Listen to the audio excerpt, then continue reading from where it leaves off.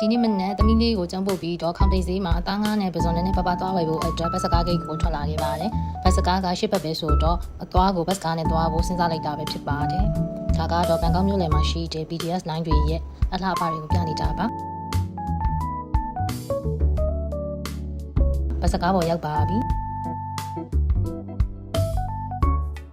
8ဘတ်ပဲပြရပါတယ်နော်။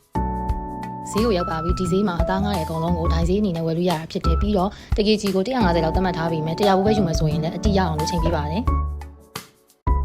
အရင်ဆုံးငဖဲဝယ်ပါမယ်ငဖဲကတော့9ချစ်နဲ့ငဖဲချစ်ဆိုပြီးတော့85ဘတ်နဲ့တကယ်ကြီးကို205ဘတ်ဆိုပြီးခွဲထားပါတယ်285ဘတ်တန်လည်းရှိပါတယ်ကျမကတော့205ဘတ်တန်တဲ့က kg တစ်ဝက်ကိုဝယ်လိုက်ပါတယ်ပစုံရဲ့ကနန်းရဲ့ဝက်သားနည်းနည်းရဲ့ဝယ်ပြီးတော့ပြင်လာပါတယ်ဒီဈေးကိုလာတဲ့အဓိကရွေးချက်ကတော့ငါးနဲ့ပစုံနဲ့ကိုလက်လက်ဆက်ဆက်လေးရချင်တာပါ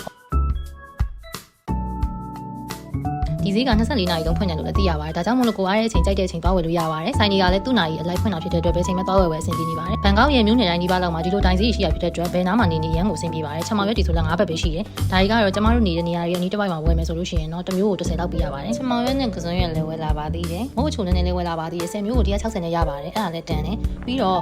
10နာရီမှာမီတင်ရှိရဖြစ်တဲ့အတွက်ကျမအမိပြန်ရမှာဖြစ်လို့အပြန်ကိုတော့စိုက်ကင်ငှားပြီးပဲပြန်လိုက်ပါတယ်။